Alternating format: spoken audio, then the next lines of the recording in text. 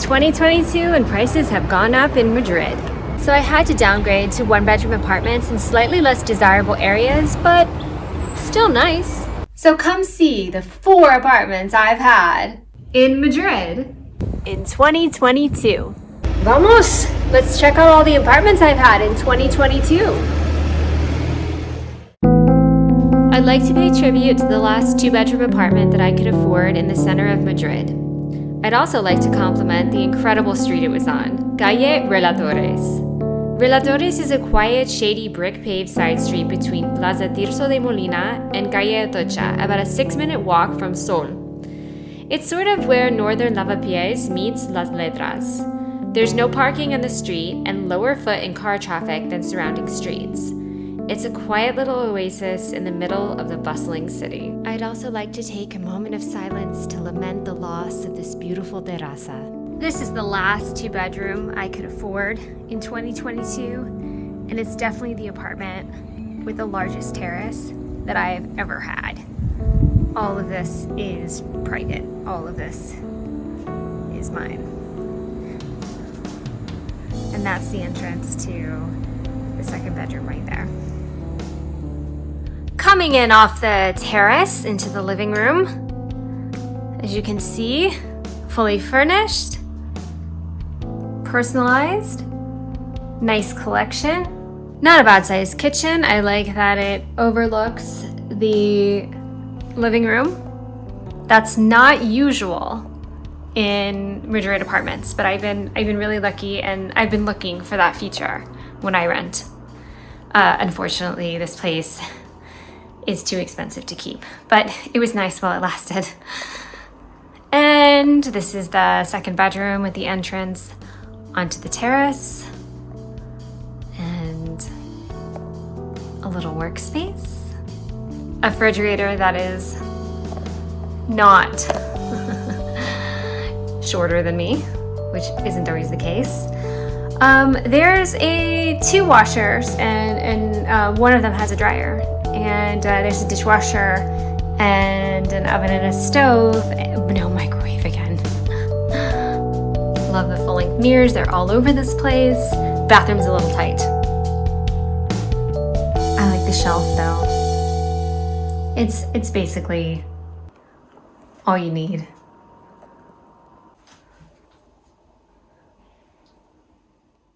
Okay, foyer. Place to hang your stuff, your glasses, and your keys, and your bag, and your hat, and your umbrella before you walk out the door. A little bit of Picasso to remind you that you're in Spain. Is this also Picasso or a little kid's drawing? Hard to tell the difference sometimes. And this is just a little makeshift formal dining room, and it has more storage. Again, mirrored storage, and this is a dryer. It's an amazing feature. It's not a guarantee in Madrid. It's actually pretty rare. There's a ton of storage here. I mean, it's just wall to wall, floor to ceiling. And I have this open so you can see how much it holds. More than enough space for 2 people. And this is the master bedroom, kind of low ceilings, but it's pretty, kind of has an attic feel. The storage is not in the master bedroom. There's no wardrobe other than this credenza where I keep my shoes, but it's enough to fit 8 to 10 pairs of shoes. Pretty cool view, the neighbor's terrace. You've got a little terrace up there. I don't know if you can see it. So this is the biggest one, the most expensive one, and the only 2-bedroom you will be seeing in this video. This little 50 square meter apartment in Malasaña seemed like a dream come true. It was fully furnished and equipped. I didn't have to buy anything for it, not even basic cooking items such as condiments, rice, pasta, or coffee. It abounded with free toiletries too. Let me explain. These were all AirBnBs that you're seeing in this video. You can rent these apartments by the day, week, or month. Sometimes if you rent by the month, you can get a monthly discount. It was easier for me to rent AirBnBs because I could not prove I had income by submitting pay stubs or a salary letter because I'm retired and living off savings and passive income. I did not feel like going through the trouble of getting a guarantor of all, or asking my bank to do a guarantee because it's time-consuming and expensive. Also, agencies started charging a 1-month agency fee again, which is money you don't get back, and a security deposit, which is money that you sometimes won't get back either. So it was much simpler just to rent AirBnBs, possibly even cheaper too. But you can't tour an Airbnb before you rent it, so it was often hard to know if I would feel comfortable living there long term. So I rented short term at first, and then often either decided not to select more dates, or sometimes someone else came in and rented it right after my final date, and I lost the opportunity. It was a lot of trial and error. This apartment was on Calle de la Luna, which some say is an ugly street, but I thought it was pretty. Most importantly, the street is quiet, and I had no trouble sleeping at night.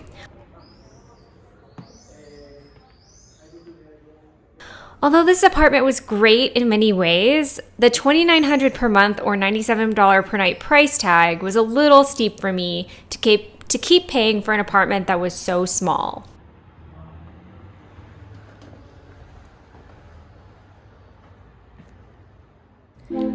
Okay, prices went up this past year in Madrid, and so I have had to downgrade. And I don't really love this place that I've chosen. I think I won't stay here long. I have to go up 7 flights of stairs, even though I'm not on the 7th floor. And it's all outdoors. I prefer buildings that you immediately go inside and everything is tile and stone, so it keeps everything really cool in the summer, cool as in temperature. Welcome to my piso. As you can see, everything's much smaller this time. I really like the doors though. You have to have 2 hands to close it because you have to press this button while you're closing it, so you cannot be carrying your coffee. But as you can see, all the doors in this flat are really antique like this with the distressed wood, and that's kind of cool. I actually like the woodwork in this place, and I really like that there's a place to hang your bags and umbrellas. There's just tons of storage. I put my keys down here. This is where my shopping bags go, and my plastic bags. I kind of like the industrial look of this place. The ceilings are kind of high. I think the lighting and then the accents, there's a lot of this rose gold and kind of brass fixtures. Small kitchen. It has everything you need, but you know, I had to buy a few things, so I guess it doesn't have everything you need. I had to buy a pan. I mean, it's just no frills, right? Just kind of basic stuff. They don't even have wine glasses. Like, that's all they have as far as glasses. So, I mean, there's still a surprising amount of storage. See, and like there's little details like this doesn't shut completely, you have to go like that. And it came with a few spices. I had to buy some olive oil and cooking oil. That's kind of nice that they left things. What else did I have to buy for this kitchen? I still have to buy a wine glass. I had to buy something else. I couldn't remember. This could be used as a pantry. Kind of they haven't used the space very efficiently. They have cleaning supplies, and cleaning supplies could go under here or in here. Like mops and brooms. They did not mop the floor very well. My feet are black. Every day I'm gonna have to mop. Even when you mop in Madrid, your feet are still black for some reason. Okay, and it has a washer, but not a dryer, so I hang my clothes. And this is a pretty good size eat-in kitchen though. The fridge is actually perfect for 2 people.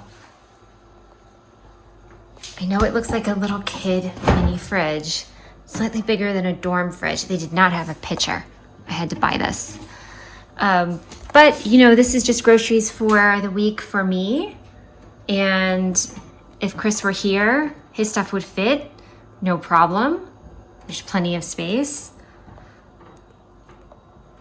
So yeah, that's the kitchen. We're gonna move on to the bathroom. Again, it has the beautiful doors that I love. And it's a pretty decent bathroom. I like the exposed brick, which is real, by the way. The mirror, I can see myself in it. A lot of mirrors are very decorative with frames and they're mounted way too high for me to see myself. I need sort of a stool. There's just a lot of storage. I'm going to show you in a second. There's a little hook here to put your towels on. There's some hooks here. There's some storage here that may be just decorative.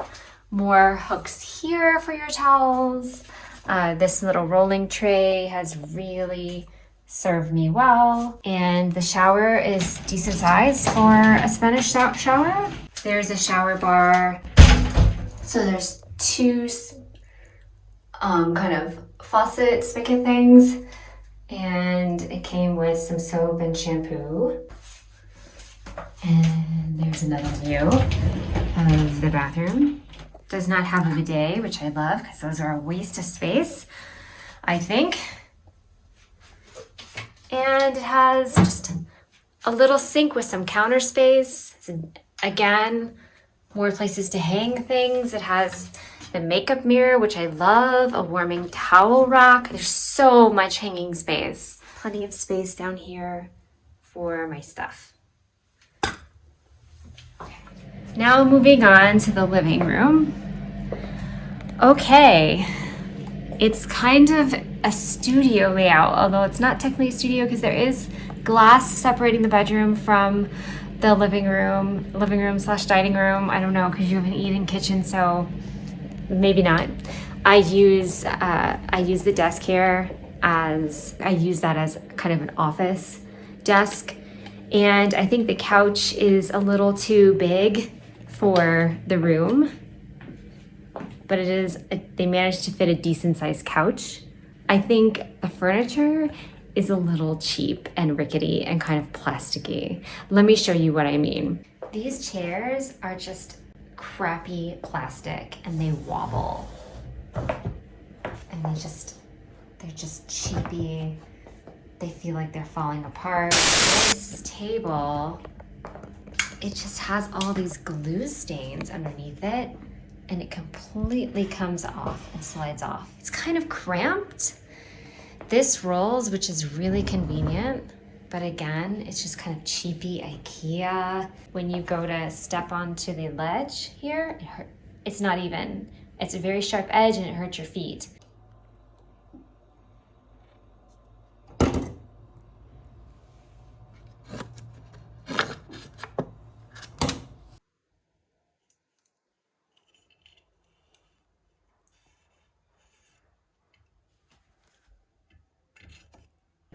The view, I'll let you decide for yourself about the view. The view.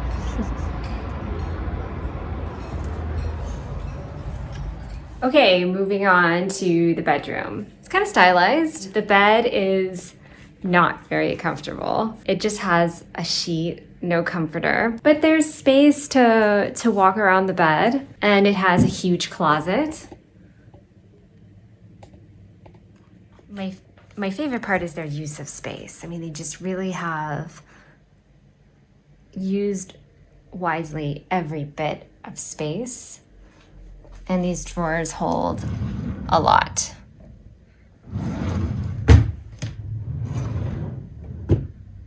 I mean, I can easily fit all my summer clothes.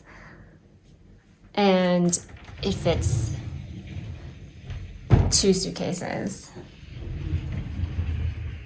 There's one, and here's the other.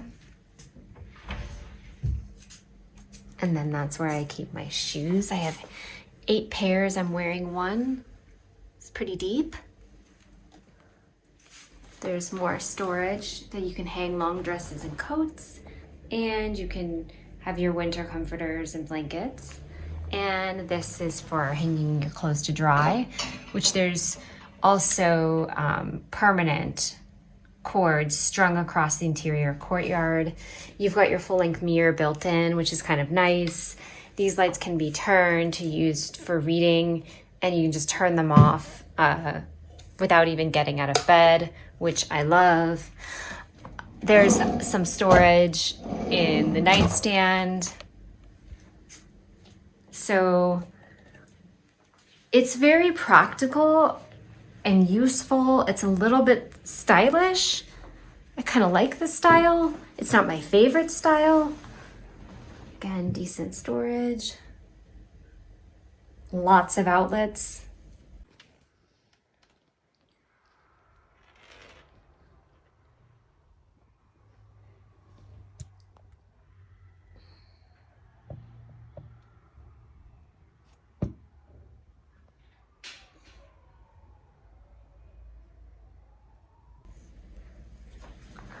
But it's too small. It's too expensive for the size.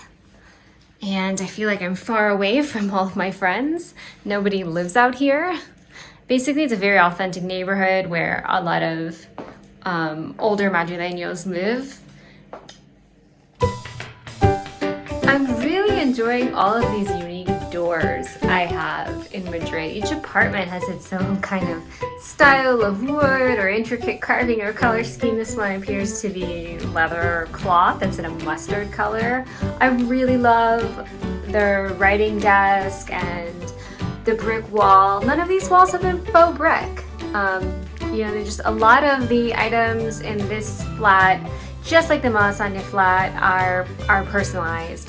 And so I really appreciate having a genuine entryway. I mean, a genuine foyer where you can hang your coats and your umbrellas and leave your bags. And there's a little bit of lighting in here, but it's kind of dark academia, dimly lit.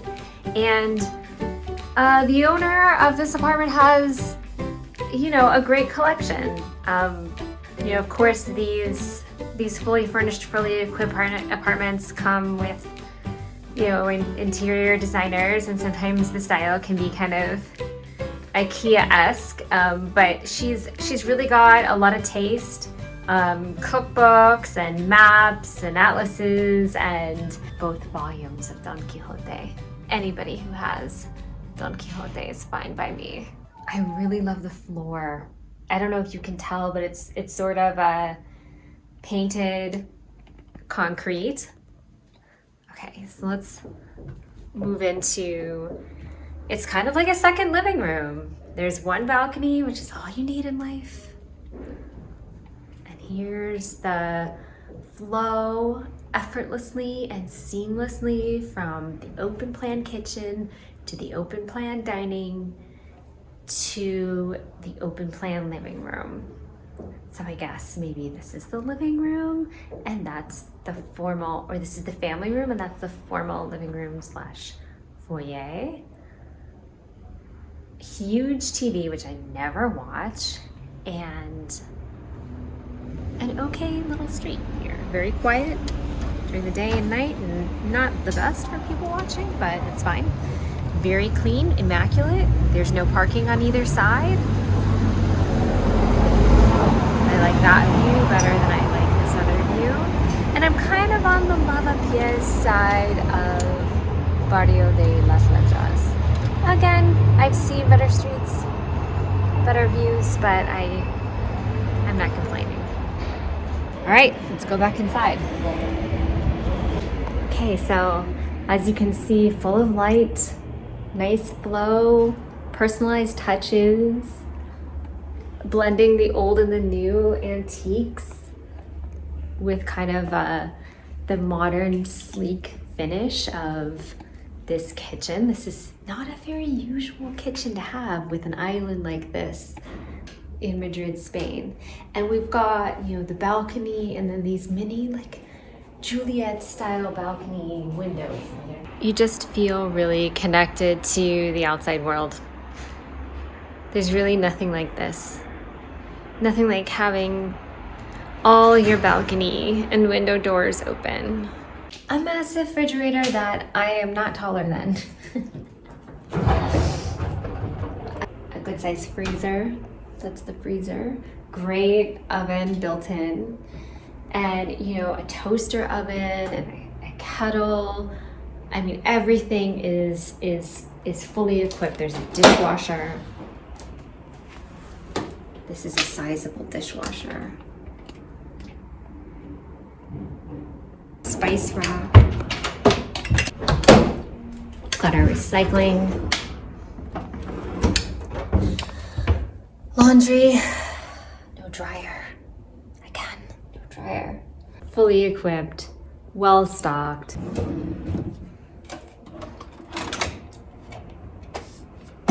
Plenty of storage.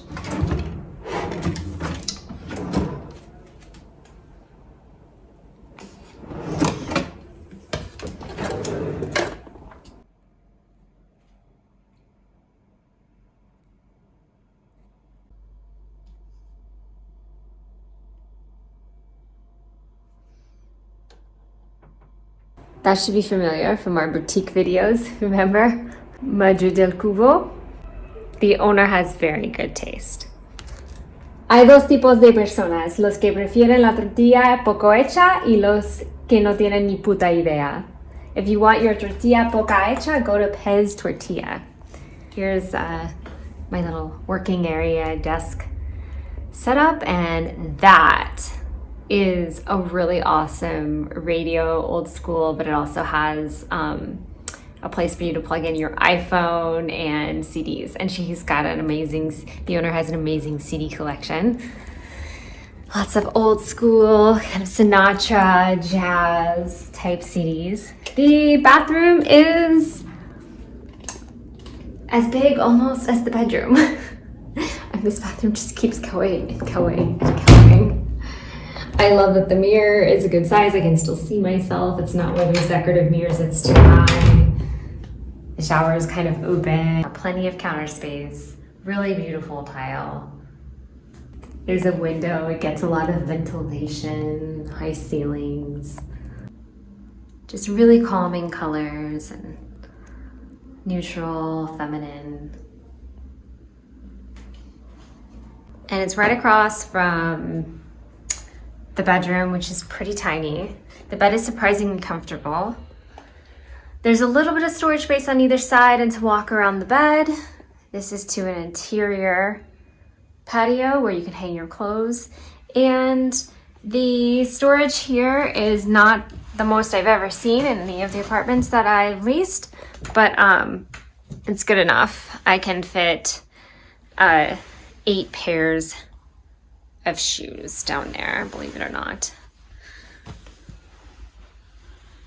It goes all the way back. And there's another side to it. And I like that there's a mirror.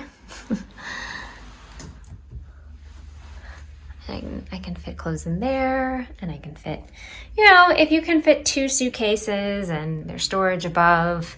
Lighting's not bad. And all of the hooks don't fall over, unlike the other apartment.